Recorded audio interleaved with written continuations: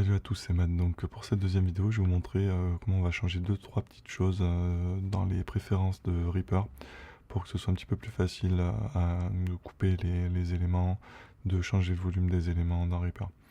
Et puis après ces vidéos, normalement, on pourra rentrer dans le vif du sujet. Donc je vais ouvrir tout de suite Reaper.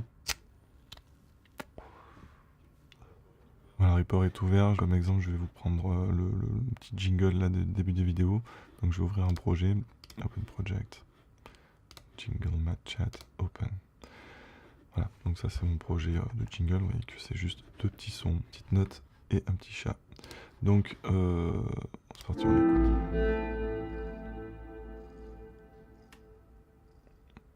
Voilà, magnifique jingle.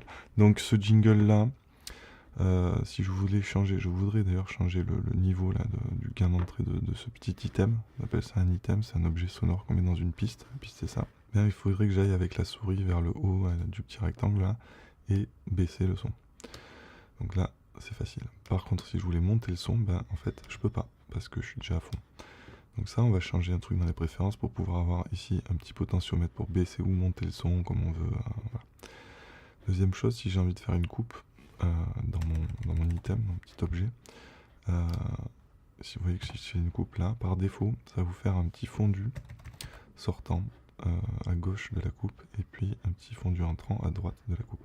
Donc ça, c'est pas très pratique si on veut juste couper pour prendre un petit bout et copier le petit bout dans notre endroit avec ça fait une coupe ici en fait. Donc moi je veux pas ça, je veux pas que ça fasse des fondus automatiques quand je coupe quelque chose.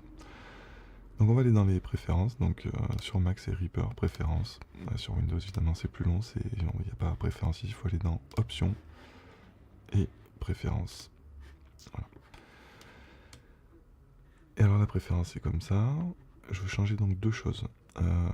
La première ça va être dans Project, Media Item Default.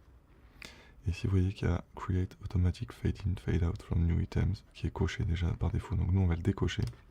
Avant d'appliquer ici sur Apply, on va changer l'autre petit truc là pour pouvoir avoir un petit potentiomètre en haut. Et là ça va se passer dans Appearance Media. Et là vous voyez que tout en bas vous avez Item Volume Control. Par défaut il est sur Handle plus 0 dB on top of items. Nous on va faire Knob. Knob c'est un petit truc, un petit potentiomètre. Donc je fais appliquer ici. Et là c'est appliqué. Donc je peux sortir, vous voyez que j'ai mon petit potentiomètre qui est apparu ici. Et quand je fais une coupe, ça ne me fait pas de fondu. Et vous voyez aussi que je peux donc monter le son maintenant et aussi descendre le son. C'est hyper puissant comme modification. Donc voilà, c'est juste ces 2 petits trucs là qu'il fallait modifier pour qu'on puisse bosser un petit peu plus facilement avec Reaper dans les prochaines vidéos. J'ai décidé de garder la version en anglais parce que comme ça peut être bien, ça vous fait un cours d'anglais, en même temps je vous traduis les noms qu'on voit en anglais. Et puis de toute façon en général dans le monde audio il y a plein de trucs qui sont en anglais, donc je trouve que c'est bien de garder la version anglaise. Mais sachez toutefois qu'on peut switcher pour une version française en allant dans Reaper Préférences.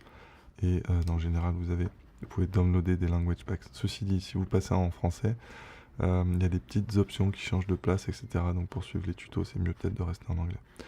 Voilà, c'est la fin de la vidéo. Donc si vous avez des questions ou des commentaires, écrivez-les dans les commentaires en bas de la vidéo. Et puis je vous dis à la prochaine fois. Salut, gros bisous et bonne Saint-Valentin.